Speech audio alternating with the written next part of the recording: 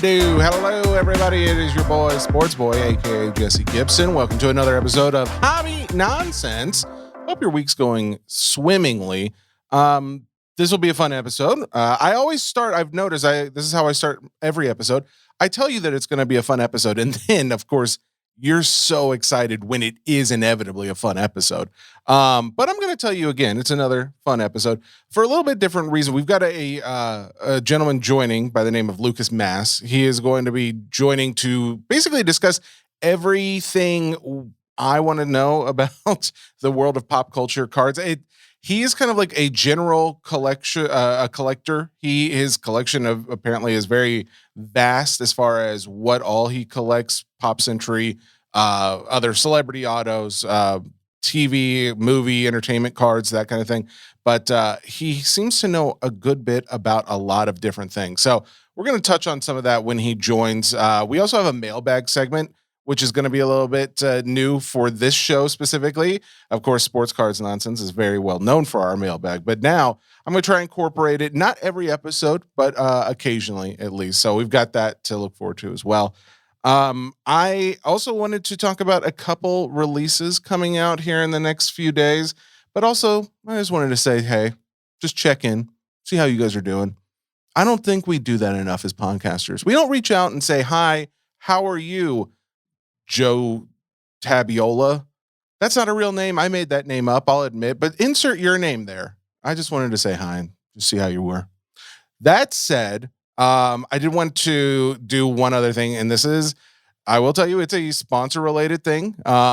Courtyard.io is a sponsor. I have got a promo code. Those promo codes are not working at this moment. Well, it's not that they're not working. They just specifically stopped them because bots were basically doing bad things with the promo. So that being said, I just wanted to tell you what it is because I'm about to do what the thing is that they do.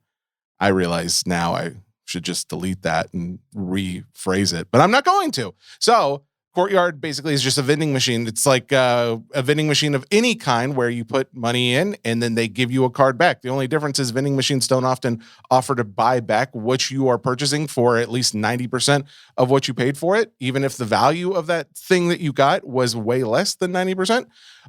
So that's what Courtyard does, though. I am going and I spent $50 on a $50 Pokemon pack. I wanted to reveal it while we're all here together. I don't know if the audio will play or not, but I'm going to hit the reveal button. There's a little graphic that happens. My card spinning. It's revealing. This could be undervalued. It could be overvalued. I have no idea. Oh, okay. Well, that's a win for your boy, Sports Boy. I got a 2017, looks like Pokemon XY Black Star Mew Hollow, PSA 9. They're offering a buyback of it immediately for $97. I bought it for $50. There you go. That's how it works. Now it's done. Now I need to decide if I'm keeping that or I want to sell it. But that's kind of cool how that works. The fact that it worked and I didn't get a card that was less than $90 or $50 that I spent also really helps me. So there you go. I also wanted to talk about new release things. New releases have been a little, what's the word? Slow this summer for non-sport. I feel like we were on a good roll there. Granted, it was a lot of Star Wars. I will say too much Star Wars, but we at least had product coming out from Top specifically. Upper Deck still was having a decent amount, but it feels like we've kind of slowed down, at least on the more quality releases. We've got one coming up, of course. I talked about it last episode. The 2025 Marvel Topps Chrome product will be coming out middle of June. Very excited about that. We'll talk more about it as we get closer. I was looking at like the Steel City non-sport calendar, and Panini has Rolling Stone. I mean, that's the Rolling Stone product. Honestly, I think is maybe the only product between now and middle of June. So I know that's only 2 weeks from now, but we really haven't had much over the last couple weeks even. So that, by the way, if you're curious, what is that Rolling Stone product I mentioned? There's just going to be Rolling Stone cards with it's $50 a hobby box. a hobby mega box, excuse me. I'm trying to find out what like hobby boxes, if there's another kind other than mega boxes. It may be that is the only option that comes out. But anyways, those hobby mega boxes are $50 each, and they will have 7 cards per pack, 6 packs per box, 4 numbered base parallels, and 2 silver base parallels on average. So I will say $50 is not bad, at least. This is an interesting product because I don't know if there's like hot autos. I haven't seen anything that says that there's autos in this product. It says fine cool die cut inserts. That's fun. I just, why are we making this product if we're not going to include things from the musicians who are still alive? Like we could put a lot of things in here. I'm worried this is a swing and a miss. I'll just say that. I don't know yet. Time will tell. Maybe there are other hobby products, not just mega boxes, but maybe there's going to be a regular box that will have options for that. I'm hoping so. If I find out more, or I'm sure I will find out more, but when I find out more, I'll let you guys know. But that's the only thing really between now and middle of June when we start getting the Marvel releases coming. So more detail on that and anything else I may find in between now and then that is notable. There's some other things out there, but nothing like big licensed cool products that at least things that I would personally think that you, the audience, would find that cool. There is, well, I say that, not card related. So apparently there are Pogs. Pogs are a thing again. I'm sure we all know what Pogs are. I'm not going to explain what a Pog is. It's a round circular disc. That's it. It's a round circular disc. There's no other explanation you need. What is Micah, one of the admins for the SCN Facebook group, and just a good guy overall. He messaged me earlier today and just saying, asking if I've checked this out, there's a hobby box on pogunlimited.com, which apparently is the authority, the licensed Pog manufacturer, but they are selling these hobby boxes of Pogs for like $120. You will get, it says 12 packs containing 96 Pogs, 1 Kenny Slammer. I don't know what Kenny, Kini, 12 foil Pogs, up to 4 serial numbered Pog parallel designs, and in each box, 1 serial numbered exclusive hobby collector insert. Obviously, Pog has taken a card, has taken a note. I don't know. They're doing what the card world has done, right? Like they're trying to add some kind of chase element to this. They're adding more rarity features to it. I can't see Pogs becoming a thing again. I'll be honest. I'm not trying to sound negative because I was not high on the Rolling Stone product either. I can't see it, but I can honestly say I want to see it. I would love to see like kids, middle schoolers, not grown adults necessarily, but I'd love to see kids getting into Pogs. I feel like we've like gotten past, like kids' brains can't function without some kind of real colorful graphics and or screen content. And maybe they've got it with the color. Who knows? Maybe there's enough colors popping off these Pogs. I don't know if the gameplay is going to get them. Once they get their hands on a slammer, who knows? Who knows? Maybe things change. But Pogs are coming back, and now you know that. I don't know if you needed it, but now you know it. One other thing, just as a mention before our guest gets on here. So DC Sports 87 is the consignor that I work with as far as when I'm breaking on Fanatics Live. All my breaks are non-sport cards, right? Like, in fact, I just did some fun ones with some older product. So we did some 2014 American Pie looking for Taylor Swift. It was the second box I've done in a row. So I haven't done one of these in a few months because it's kind of hard to find boxes of this product that are affordable so I can actually break it where you guys aren't paying crazy amounts. But I'm looking for that Taylor Swift Kanye West rookie card. Second box I did not find it in. However, we also did some more Star Wars Mayo breaks, and then I also had a couple other little things here and there, some Minecraft and other things like that. Anytime I'm breaking anything, what I do is anybody who wants any of their cards, any of their hits, to consign. I send it to DC Sports 87. I overnight a package to them. They go ahead and list it right away, which is a feature. Typically, if you're going to consign with anyone, they ask you to pay for that. But since it's a partnership, they put ours up right away. And then they list it typically for like a 5-day or so. And you get paid out whatever it sells for. Typically how that works is you can use it as breaking credit and I'll give you a little extra, but yeah, it's pretty straightforward. I think every card breaking site should have some kind of feature like this where they partner with a consigner. I'm very glad DC Sports is working with us on this, but they are also doing a huge push on the non-sport side, but specifically TCGs. So TCGs, including VFriends, they are doing until the end of June a special where you get paid out the max 95% payout of whatever your item sells for. So if you guys have anything, just as a note, it doesn't have to come through me. I don't have to send it off. If you guys send anything to DC Sports between now and the end of June, you will get the best payout possible.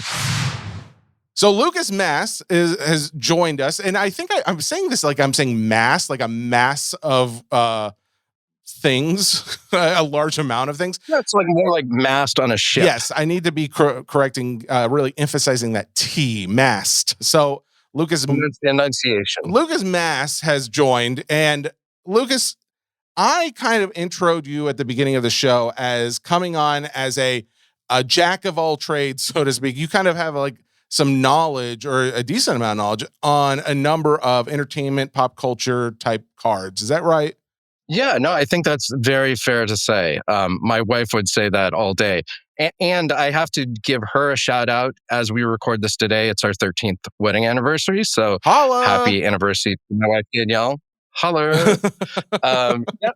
I mean, so I've been collecting cards and sneakers and other sorts of things like my whole life. So, it's one of those things I think, everyone has their origin story of like starting in the beginning and, as a kid and collecting and then maybe dropping it for a bit, maybe focusing on other things and then getting back into things. And I think, getting back into it is the fun part of it because there's so much stuff to talk about, to look at, I'm inspired by other people's collections. And, there's lots of rabbit holes we can go down. Well, I'm glad you are saying that. And one of the reasons why I wanted to have you on too is because you've been doing a bit of writing for collectibles on SI. And I understand that some of those articles that you've been writing, especially I got sent over some of the data today, and you've been good enough to send it over as well. Your articles have done really well as far as what the general audience is craving to know about the non-sport world. What are some of the things that you're writing about? Yeah, I mean, it's really cool. And I mean, I think it's a really incredible opportunity. And like, I'm glad that they're doing it. I'm glad that, you've broken off and done the hobby nonsense stuff in addition to all the amazing stuff that you and Mike do on sports cards nonsense. I mean, it's one of those things where, like I said, there's so much stuff that you can write about. And I'm a really thirsty knowledge person, who tries to go after a little of everything. So I've written on, graduation cards 90210 and Saved by the Bell. I've written on Baywatch, and kind of summer lifeguard themes and collectibles around that. I've written a couple of articles on the new Pope and the Topps Now card that got released. And I actually got my Leaf cards today. The ones with the hot dogs on the background? Yeah, hot dogs and pizza. Nice. So I mean, I feel like there's a little bit of blasphemy in there, but at the same time, I'll look back on it fondly, and I guess now I can consider it all research. Yeah. So no, I mean that's what's really cool is I feel like you are, I think in the wheelhouse of a lot of us where we have so much nostalgia for that time in cards where it was like, oh my. Back to the Future. I love this movie. Oh my goodness, I can get some cards of it and or insert any other TV or movie in the early 90s, late 80s or so. Do you find when you're writing about these things that it's I don't know, more enjoyable than to say try and write something about a current modern day products? Yeah, I think so because as we know now, there's it's overwhelming the amount of cards that and material that's out there. I mean, keeping track of the releases is you guys do a very commendable job to try to. But there's so much stuff.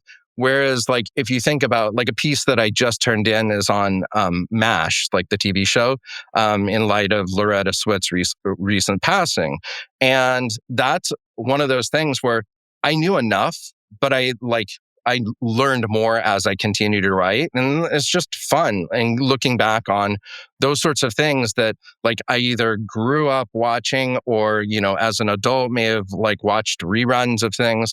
But there literally is something for everyone who, is a collector. I mean, like you said, whether it's Dukes of Hazzards or MASH or Seinfeld or, there's a limitless amount of information that you can write. And specifically, if people want to collect autographs, if they want to collect cards, if they want to collect lunch boxes, like they can collect pretty much anything.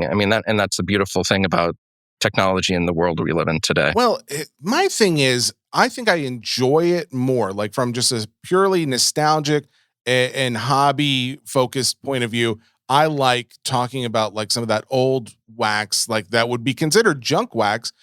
But at the same time, it's like, I don't know if I really there's not as much value to it, which helps to detract some of the enjoyment. When I say value, I mean actual monetary value, because you don't have like autos in most of that product. You don't have serial numbers or parallels or things like that. Occasionally you might have like a foil insert of some kind, but there was just like there's didn't have the scarcity built into it, which is what I really like about modern day collecting, because besides nostalgia, I also like the treasure hunt aspect of it, the ability to try and like make money off of this thing that I also have fun doing. So I don't know. Sometimes I find it hard marrying those two things, and that's why I get excited when we find out about things like SpongeBob coming out, and the fact that Topps is putting out Marvel and Disney, and Upper Deck's putting out Batman and things like that. So where do you land on some of that?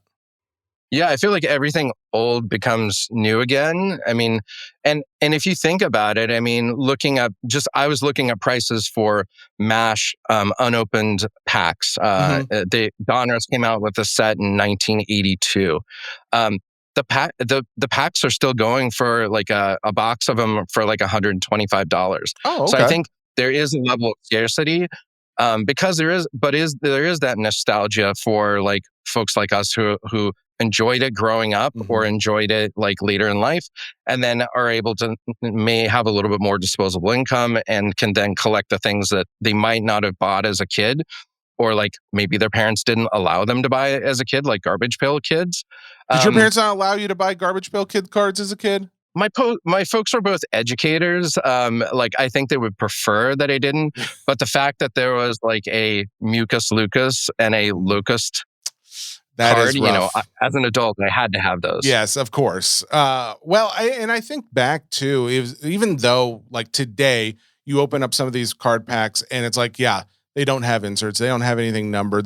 That's not there, but there's still the fact of like the nostalgia, and there's still the rarity of getting that perfect condition card, right? Because that is a lot of times where a lot of value comes from these old boxes. And again, talking monetarily, but I'm switching. Like my brain is very I say unique because I feel like it should be studied because there's something wrong with it. But it's like I have a hard time keeping track of what do I care about in this moment. Do I care about just the nostalgia, or do I care about the monetary value? Like in my head, I try and balance those out in some way. And in this way, it's like, okay, old stuff is great. It has the nostalgia, and there is value when I consider the fact that I could maybe find that perfect cut, and edges and corners are all great, and I could get a PSA 10 on whatever card it could be. Yeah, and again, quality control back in the 70s and 80s especially was notoriously bad. because people weren't grading things. So, and people weren't necessarily even putting them in binders at that point. I mean, people were rubber banding cards together, Yeah. and people were just passing amongst the friends and stuff.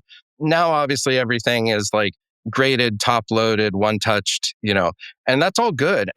But I think the nice thing that you bring up is you can have the balance of that too. So like you can rip an old box of junk wax and like have those nostalgic memories and not really have a lot of value maybe. Like I recently picked up like 10 extended sports sets for like $80. And I loved just going through it and like remembering like when I was chasing those cards as a kid. And now obviously like I have a different perspective on things, and just like you do, like I have a lot of stuff that's graded, that there's a value to it. I keep cards in a safe, all of that stuff, but I still have just as much fun opening an old like $30 box of cards. Well, I think there's like maybe a middle ground and or like a sweet spot for a lot of this that I found over the weekend.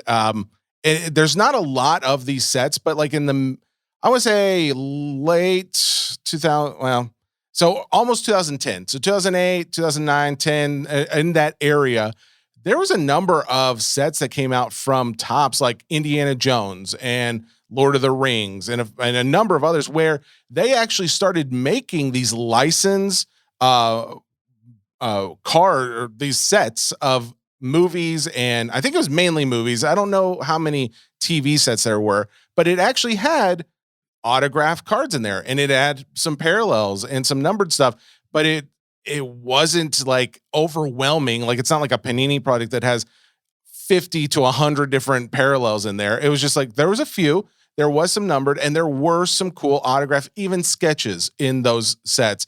And in fact, I bought like I'm trying to get like a Star Wars one, because they've had a few Star Wars ones that came out back then, but also Indiana Jones, that box I mentioned. I've got that one being shipped out. There's also like Batman Begins, which has like these awesome Christian Bale autos in there too. But anyways, there's a number of sets that came out back then that I wish Topps would start doing again today. Like when there is a movie that comes out, I don't know how they did it back then. Honestly, I don't. Obviously, you can't do that for every movie, because we've already heard like how difficult it is to get autos from all these people. But that would be amazing if they could do something like that today. Yeah, well, and I know you had the CEO of Rittenhouse on, and like, I know them and Inkworks and a bunch of others like did some really cool stuff on TV shows where you can pick up like cool autographs. Like my wife went to St. Mary's, and one of the people that went there was Mahershala Ali, the actor, and it turns out that like I was able to pick up one of his cards from some old movie or TV show that he had done before, which, I mean, nowadays, Leaf Pop Century does a great job of being able to kind of give us that nostalgia, Yeah. With, all the Pop Century stuff, which is really cool, because, I think that's part of the nostalgia, is kind of making up for the fact that we didn't get those inserts and we didn't get those autographs, in the basic releases, in the 70s, 80s, and 90s. I agree. I think 2025 Leaf Pop Century did a better job with specifically like with the art of those cards, where like in years past you'd get like an auto from the kid who was the caddy in Caddyshack, and it would be like him as an old man today, just just got off a bus somewhere. Like it didn't look, he wasn't in uniform, he didn't look anything like his character.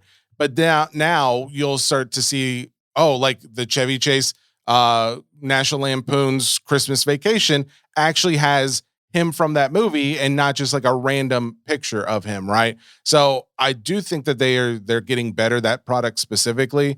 My only thing with it is how I've noticed this over the past 3 years, because I feel like I've been breaking it and or really got into it since 2023. So over 2023, 24, and 25 product, it comes out. It's really cool. Everyone's excited about it, me included.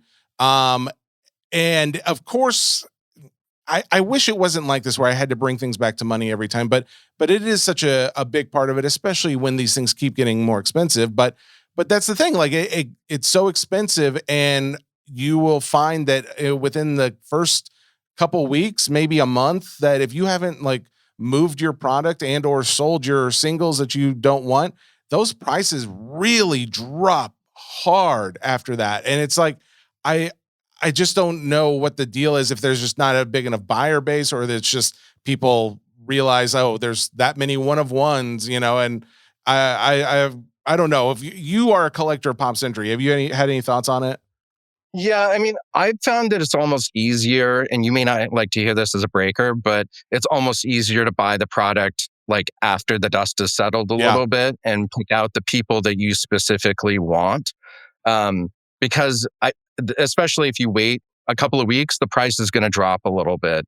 Whereas I feel like, people get really excited about things, and it's really, really tough, especially with, Pop Century is a good example, but like, there's parallel examples in sports products as well, where you're like, it's crazy to think about how many cards are produced, and like the amount of money that you're paying, and you're not even guaranteed that you're going to get anything. Yeah, that's So, true. I'd almost rather pay a little bit more for the specific card that I want. Like I just picked up a Kelsey Grammer Pearl Leaf Pop Century. Nice. And I think I paid like 50, $60 for it. And if I probably would have ended up paying that much in a break for it. And who knows if I would have gotten anything. Oh, absolutely. Yeah. I mean, and you are correct. It's just the idea of breaking the product is you can hit like the possibilities of hitting something very big. And especially when like I think when I was breaking it a few weeks ago, there was almost like 150 spots or something like that, like something crazy, because there's literally 300 actors or something in there. So eventually you have to just start doing like alphabet ones, but then you want to single out ones like Sylvester Stallone. I only want his card, so I'll just do a single spot. So it's like, oh, well, when you start having that many, then you can't price everything at like, $50 a spot. Things start going for $5 a spot, $10 a spot for an actor. And then, yes, there are a lot of people that skunk, but then there's also, hey, I could get a one. Like there was someone who got Margot Robbie. Granted, she was one of the most expensive individual spots. Consistently expensive card. Oh, exactly. And they do sell, but you will notice, if you didn't already, 2025's Margot Robbie's have gone down because now I guess there's more out there. But that's the thing. It was like a $50 spot or something, and they pulled 2 Margot Robbie autos from that case break. And it's like, oh, okay. Well, yeah, obviously there's a chase element to it. And I know like the non-sport world is still, I don't think they're as far along into the breaking side of things as the sport side of the hobby, but they will definitely start to notice things like this, where it's like, yes, you could wait and get it off eBay, or you could take a chance and get something, amazing for a much lower price, but you're taking a real risk. And that's where, again, a lot of this comes down to what your personal preference is. Yeah, and when you're paying like $300 a box for some things, I mean, or more, depending upon what you're buying, I mean, there's all an element of gambling involved. So 100%. No, I completely agree. And it's what we love. Yeah, I think that no one should say that gambling, risk, call it what you will, but there's a chance that you're not going to get back what you put in. And if you're okay with that, just know what you're doing before you get into it, right? That being said, I feel like we've kind of like touched on some specific things as we've been going, but it's kind of been more generalities. What products specifically do you like and or collect or know more about? Yeah. So, like setting aside the sports stuff and focusing on the non-sports stuff, I do a lot. Like I collect a lot of Pop Century because I love the celebrity auto stuff.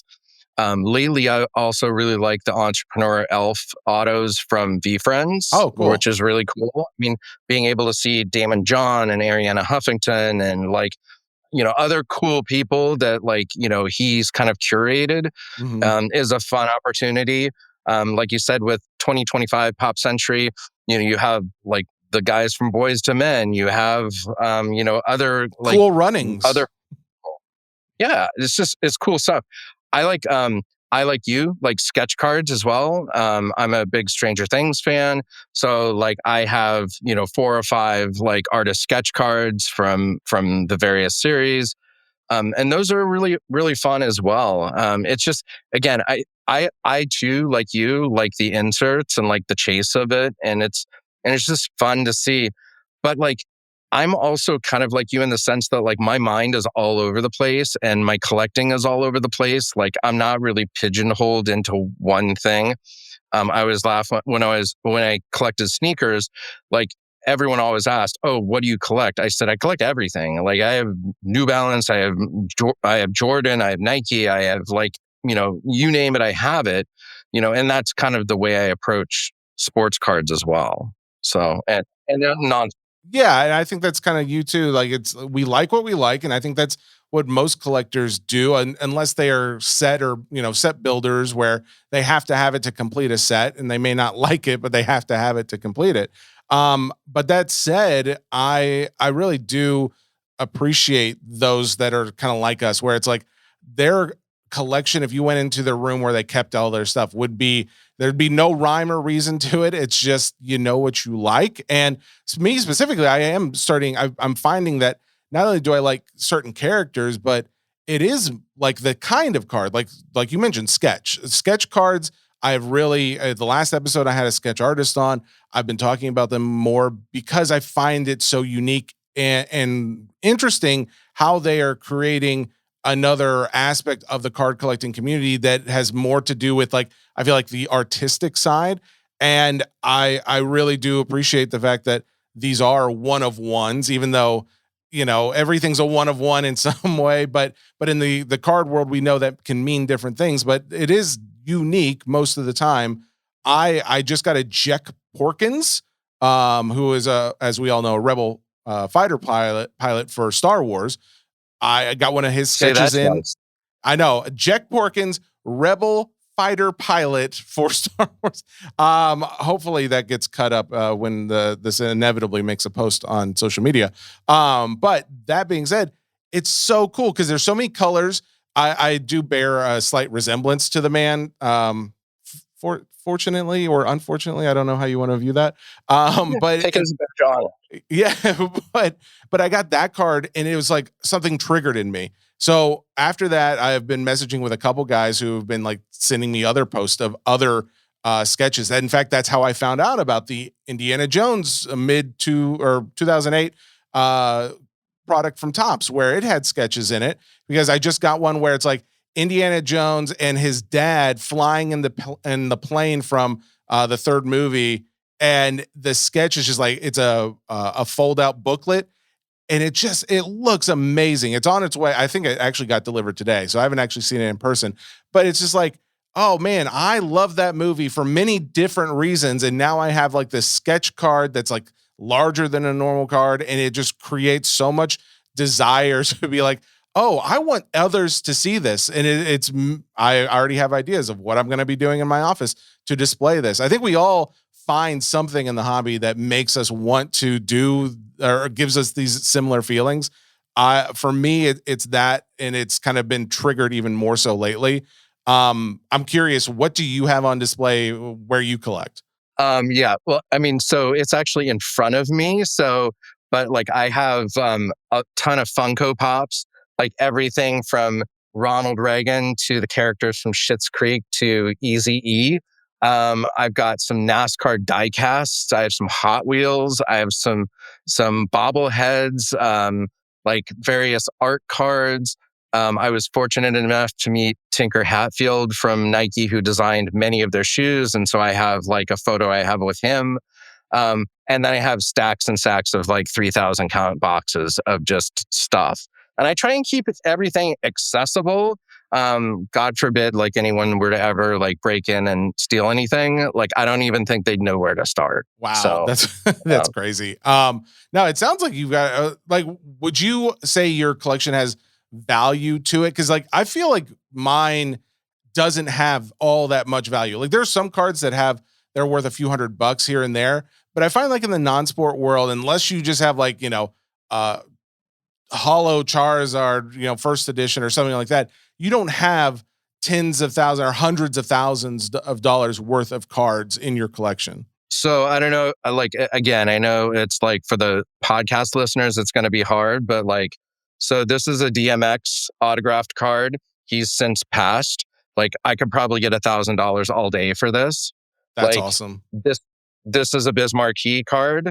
That's also, unfortunately, he's passed as well. Probably not as value.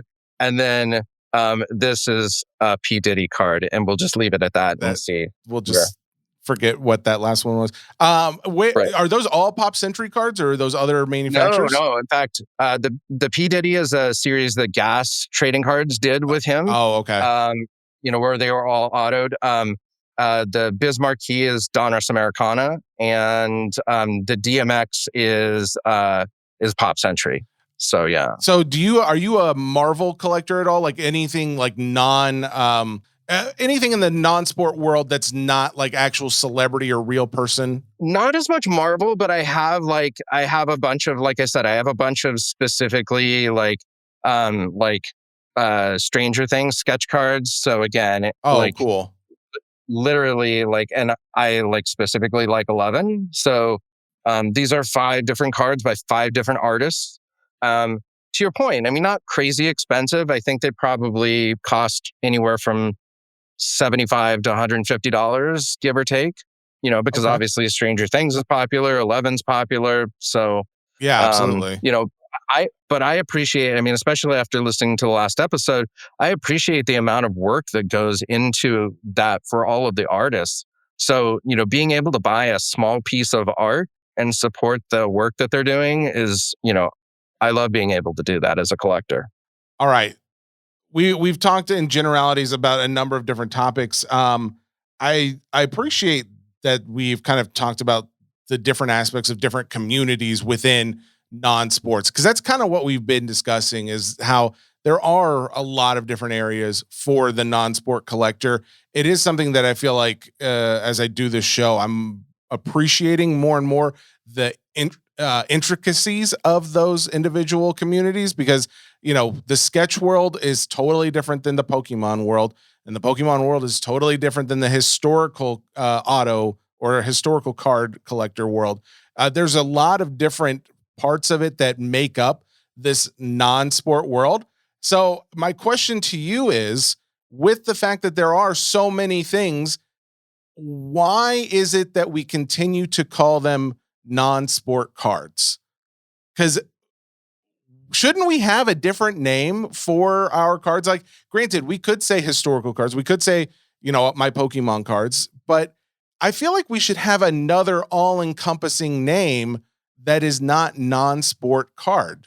Yeah, it's weird to make a distinction of sport and non-sport when there's so many niches that and then you get into trading cards and you get into Pokemon and Yu-Gi-Oh and all these other areas where there's massive communities of people.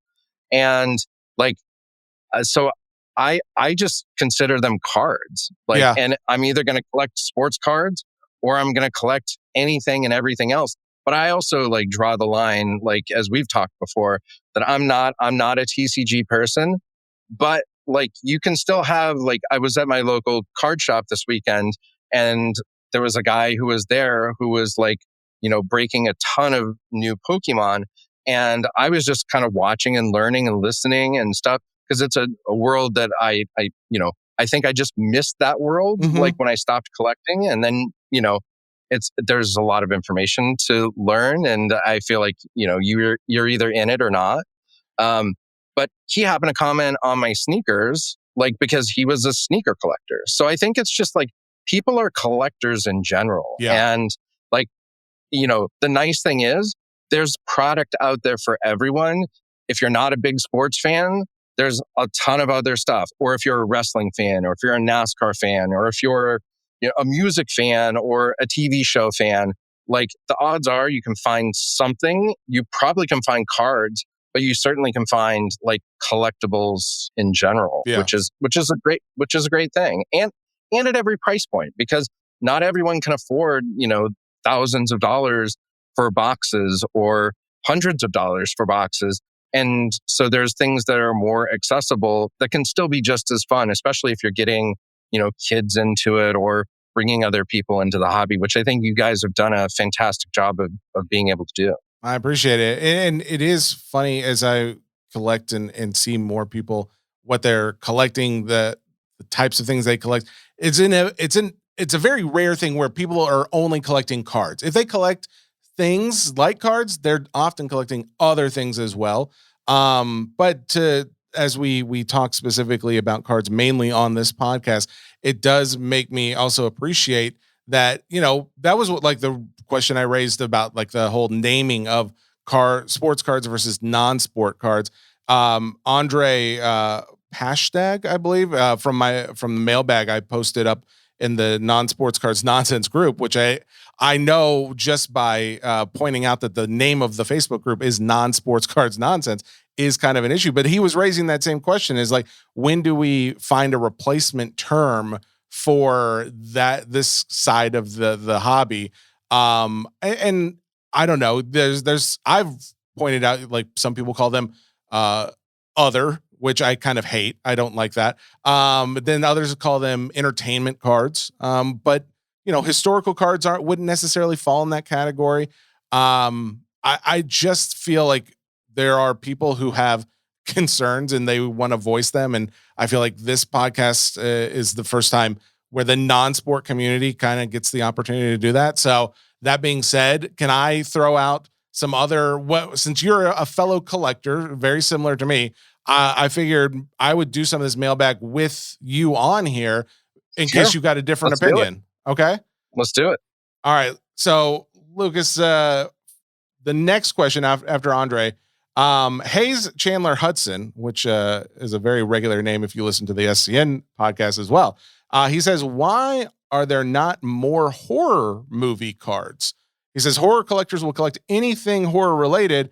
We need more horror cards.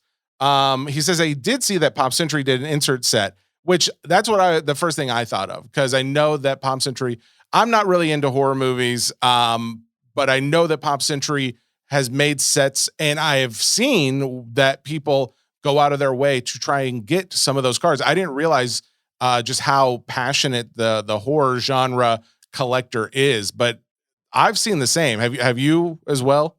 Yeah, and this is especially important to enunciate. Yeah, I know. Horror. So, yes.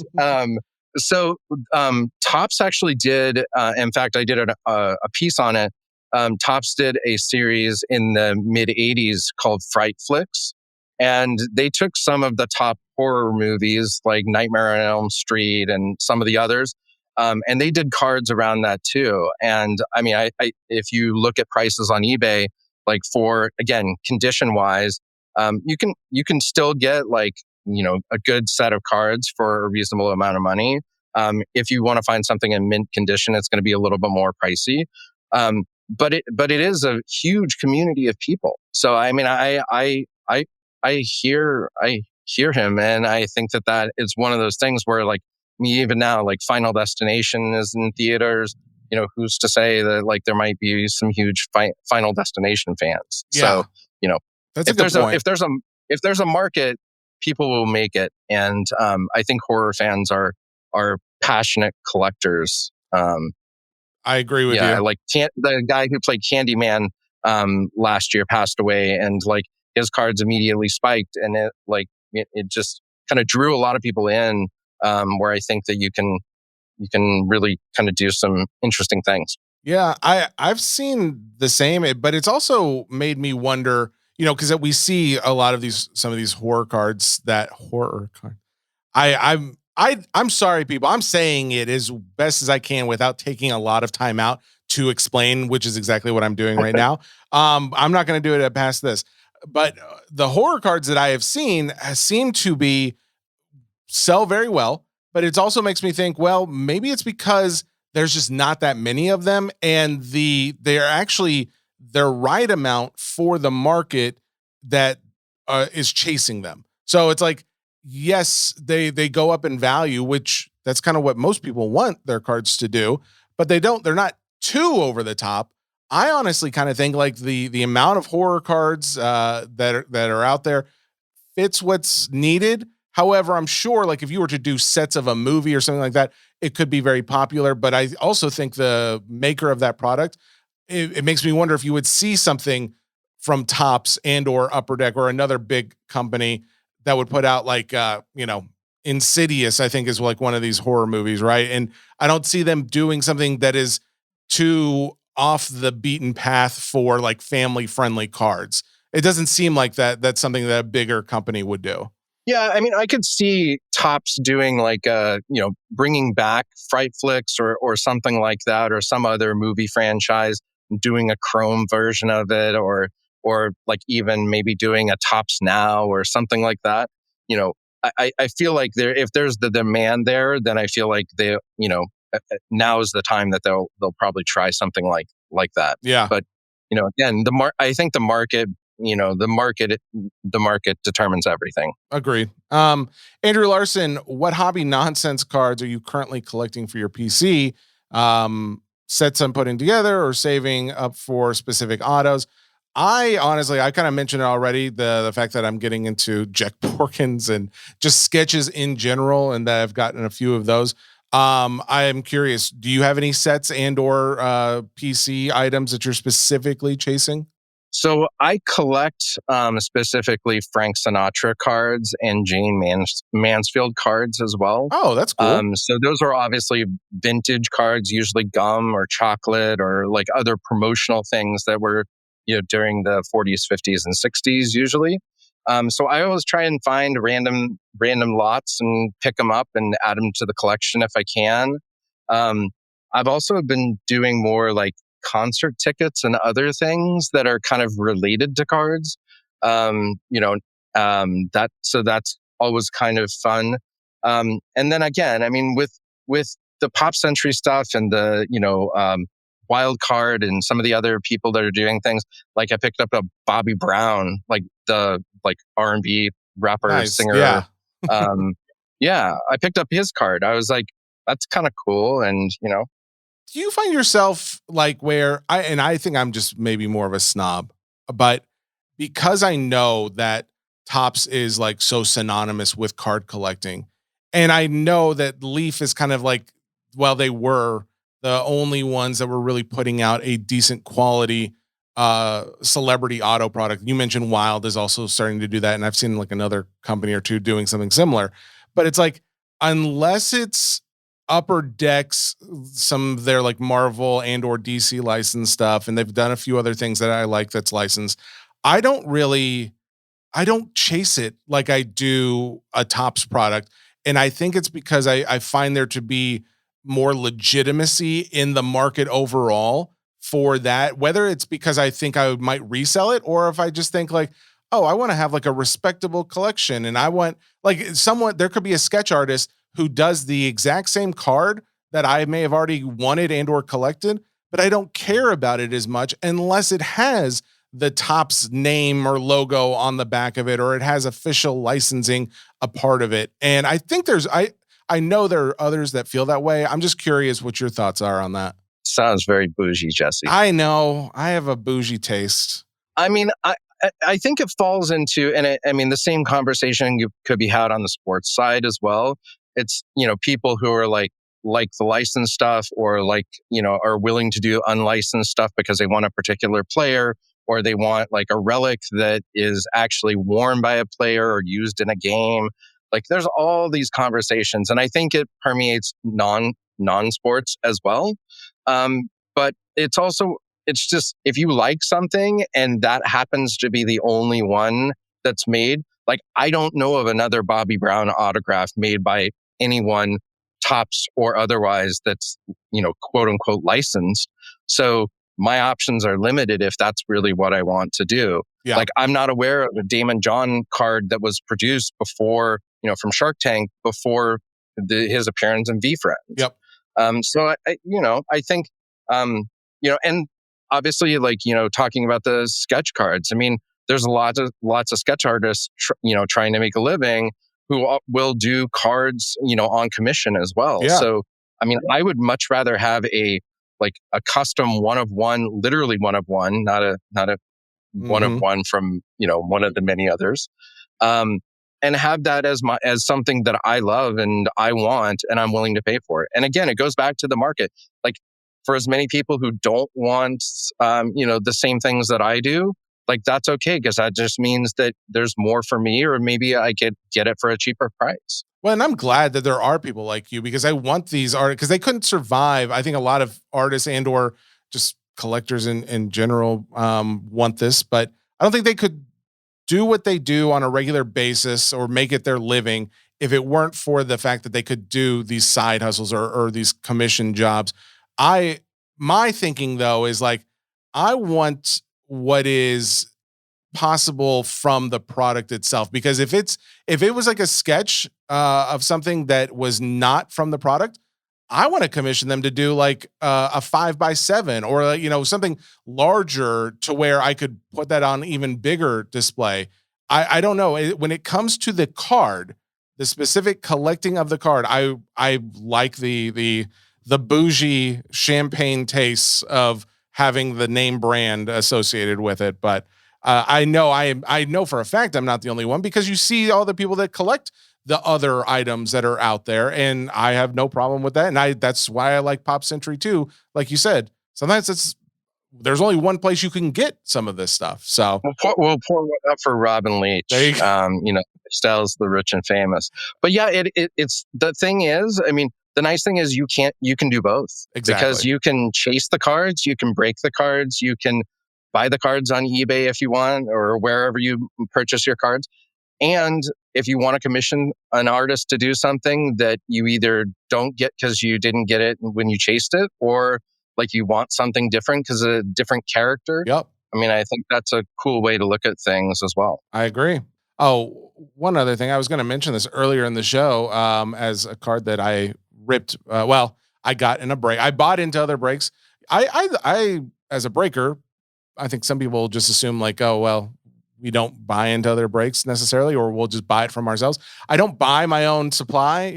You know what I mean? Because it's like, if you do that, I've gotten burned too many times where I will end up pulling a nice card, and then it's like, oh, well, everybody else hates me now because I'm the breaker and I'm pulling the best stuff out of it. Well, that being said, there was somebody on Fanatics Live breaking some 2024 Marvel Topps Chrome, which I'm still a big fan of. And apparently a lot of other people are, because those cases are going for crazy money right now. And I got a Mystique out of 5 in that case break. And I'm just like, it has renewed like my love of Marvel. And it is funny how one good hit in a product, like in a breaking product, becomes a thing like, oh, now I have to chase more of this. And it doesn't necessarily need to be breaks. I can go out and buy singles, but it is funny how that kind of creates a demand within me just by hitting one good card. I'm curious. I am curious if other people are like that, but I know for me, it was like that. Yeah. I mean, I think back to like the V Friends Entrepreneur Elf cards. There's a Michael Rubin, CEO of Fanatics card in there. Like, and there's an auto version of it. And the auto version, I mean, looking at it, it's like right now it's like $300 and above, if not more. And so the nice thing about entering a break is like, if you picked them up for a break, let's say you paid $50 or plus or minus, you might be able to pick up a card of his. And sure. Otherwise the alternative is to obviously pay full boat. Yeah, exactly. So. AAN Collect says, which dual auto are you more excited about? Ryan Reynolds, Hugh Jackman, or Tom Hanks, Tim Allen? Now, I have my answer. I'm curious what you would say. Josh Allen, Haley Steinfeld. How dare you mention a sports player on this podcast, sir? No, but she's an actress, and arguably she's probably worth more, at least to me. So, well, I'll tell Danielle of 13 years that you said that, but that's okay. I personally, I'm a Tom Hanks, Tim Allen man. I think Hugh Jackman's great, and I think Ryan Reynolds is hilarious. Ever since Two Guys, a Girl, and a Pizza Place, I've been watching him. But yeah, the Tom Hanks, Tim Allen seems to hit a little closer to home, I feel like. I would I'll take the Ryan Reynolds side. I loved Welcome to Wrexham, like the whole story about like their soccer team, and like I collected some of the cards from there as well. Oh, So cool. yeah, I mean, I think he just seems like he'd be a cool guy to hang out with. I completely agree. But since that auto does not come with a pass to hang out with him, I think I'm gonna go with my Tim Allen Tom Hanks. But that's good because we can share that way. So all right, I'm gonna do a couple more. I'm just hitting the ones that have more to do with things that we've talked about and or things that you're into. I'm gonna save some of the other stuff for maybe after the interview. But let's see. Hank Parrish wants to know if you could go back in time and purchase any set, what would it be and why? Um, I feel like this question is like a loaded question because I know the moment I give an answer, I would come up with a different product. Because I don't know. Like I honestly I could not tell you at this very moment what set it would be. And I say that because I immediately think of Back to the Future, but I have a Back to the Future set. Because when I go Right. back, I'm not thinking about the money necessarily. Because granted, there's the classic answer of get the most expensive one that you could take to the future and then sell and buy whatever you wanted. Let's actually think of this in a fun way, not a stupid way like that. Um, but yeah, that's the thing. I would want the thing that I cared more about back when I was younger that was harder to get. And maybe that is just a Back to the Future 2 like perfect mint condition box. I honestly I don't know because I could also say the same thing for like the Nintendo Variety Pack box that I don't have that I really want as well. So, well, any thoughts for yourself? I feel like the good thing we talked about earlier is a lot of those sets aren't crazy expensive, like because they Exactly. didn't have inserts. So, like, I went and bought the Dukes of Hazzard set, which was like under $100 for sure for the full set, and it like gave me such a sense of nostalgia. So nothing comes to mind that I would go back. I think there's probably some people that I might have collected and had the foresight to collect, like especially a lot of the earlier Pop Century art autographs, like I don't know, like a Pamela Anderson or Britney Spears or somebody else where like now those are crazy, crazy valuable. Yeah. So especially the Britney Spears ones, I mean, over $1,000, like, whereas you There's probably could have picked them up at the time for, pennies on the dollar. there's Britney Spears Pop Century cards?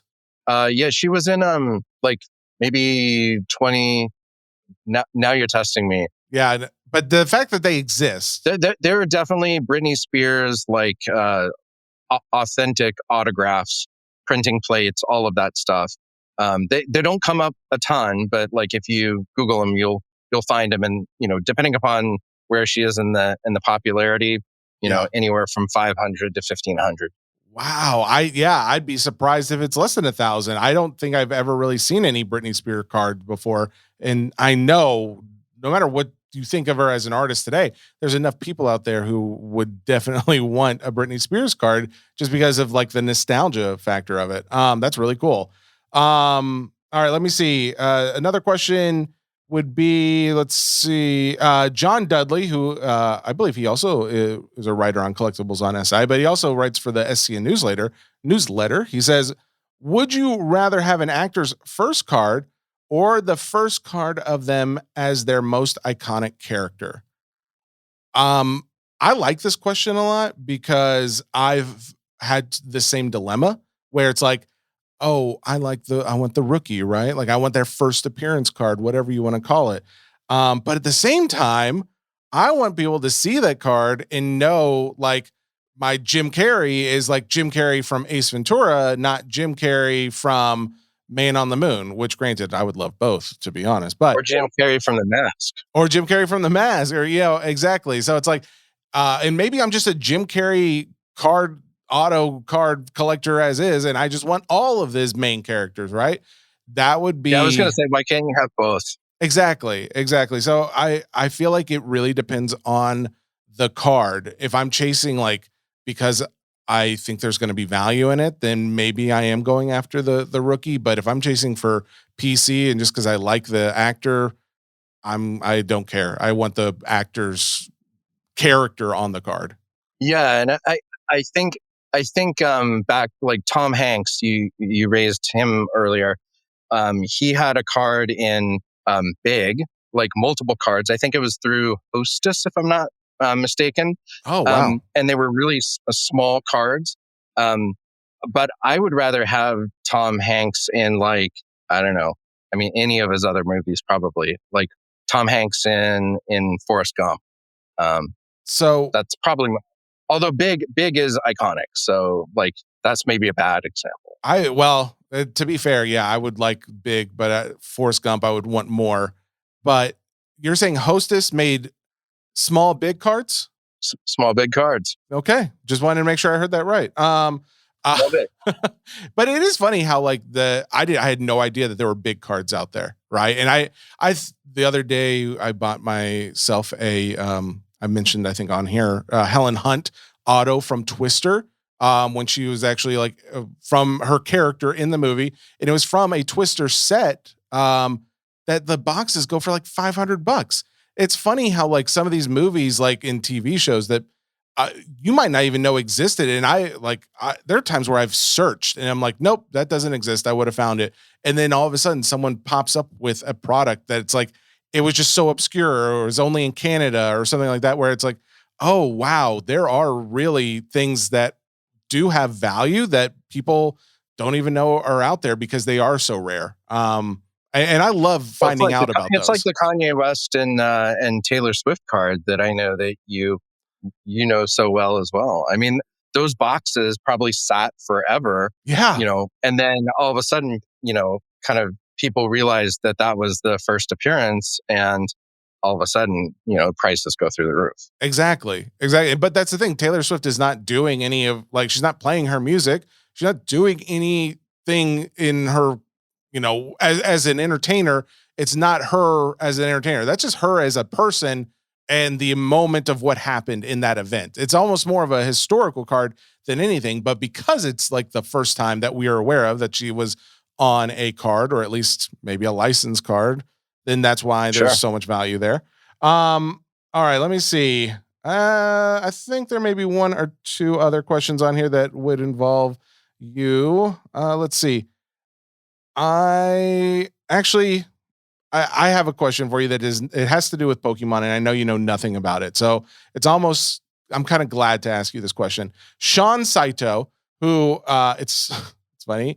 All these people I know for multiple reasons. Sean Saito, not only a big non-sport collector. In fact, Sean Saito is the guy who, from this 2008 Indiana Jones product that I've been talking about, there was only one of these. It was Steven Spielberg, Harrison Ford, maybe not Peter Jackson, George Lucas.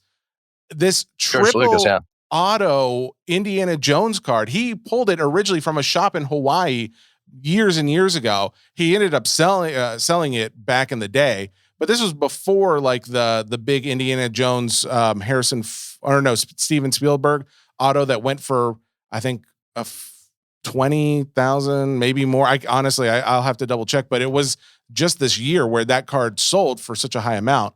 But I digress. It has nothing to do with it. It's just the fact that it's such a rare card and he pulled it. The question John Williams card, a John Williams autograph card is my grail. I haven't picked one up yet. Oh, now did John Williams composer? I don't know if you know this. John Williams is in the Star Wars product. I think it was Masterwork.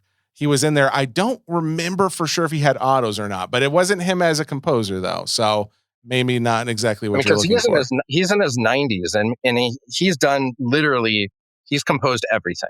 Oh, absolutely. Some of the best scores of all time as far as movies and entertainment go. So I completely agree. That would be amazing.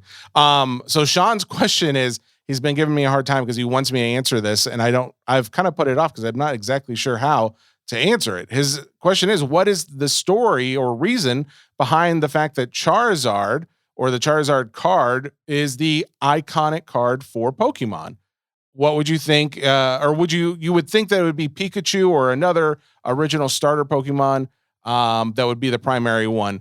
I am curious as someone who's not really into Pokemon's self-professed, do you recognize Charizard as like the main card in the Pokemon world? So I certainly recognize the characters, even if I don't collect. And it would seem that Charizard is probably like everyone seems to get really excited when they Yeah. get one. So, um, yeah, I don't know why. I mean, that's seems Pokemon. It seems like one of the main characters would probably be the main thing, but Well, and he points out, like, is it because it was more short printed than the others? I don't know if that's the case, personally, but I would say too, it was one of the. I mean, I was when I got my Game Boy Color. There was like Pokemon Red and Blue. I got Pokemon Red. My brother got Pokemon Blue, and I was Charizard. He was Blastoise, and that was. I mean, technically, I was Charmander, and then I evolved him, and so on and so forth. But the point being is like I don't know. I had this direct connection also from the cartoon series, where yes, Pikachu was a central character in the cartoon series, but Charizard was the powerful character, and he was like at the end of the day, you want your card to dominate all other cards, and is that going to be like the little electric mouse, or is that going to be the big fire breathing dragon? And that to me like is Megatron, and Skeletor. thank you for the non-Pokemon. Now you can now understand what I'm saying because of that reference. Thank you very much, Lucas. Just keep the references to me, okay, jock over there. But the idea that you are getting such a bigger than life character, I think, is one of the reasons why it has become synonymous with the main card in the Pokemon world, because that's just the type of card that would signify dominance in any collection. So that could be completely wrong, and that's just my opinion. Put on a chain and wear around your neck. Exactly. So thank you, Logan Paul, for all you've done for this hobby.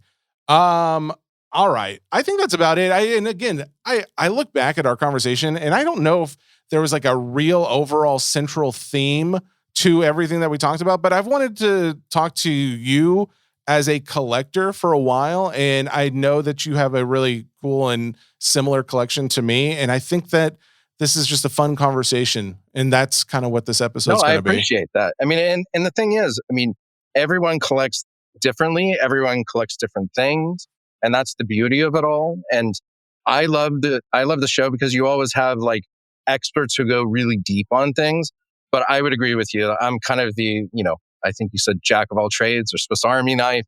Like that's just how I do it. And that's the fun part of things. And the fun part is always learning from other people because like, unless you're the biggest collector of anything, there's always going to be somebody who's a bigger collector. Oh yeah, and I want to talk to those people that are the biggest collectors out there, and I will put this out to anybody listening. If you have people suggestions, I throw this out in the non-sports cards nonsense Facebook group sometimes, and I need to make this aware on other social platforms as well. But I am always all ears for suggestions of who you guys want to hear from or have on the show. And then they don't necessarily have to even be specifically to cards, as I've had, toy flippers on the show before.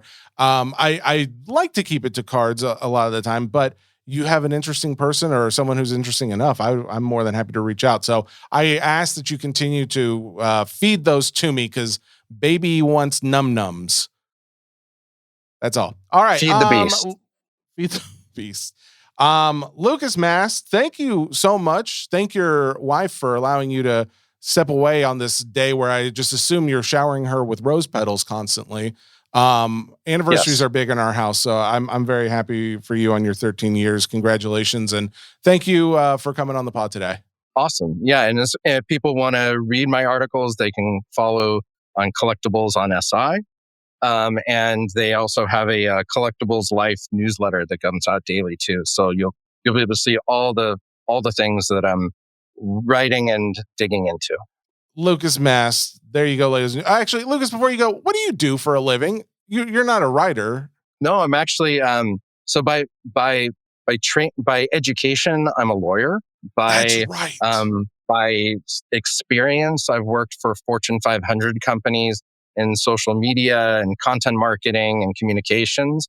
And I'm currently working for a mortgage technology company called Blue Sage Solutions. Well, shout out to that company because they sound great. I don't know what they do, but they sound like I'm just trying to help you out here. I don't have anything else to say about them. Lucas Mast, thank you again, and happy anniversary. We'll talk to you soon, man. Thanks. Bye. Bye-bye.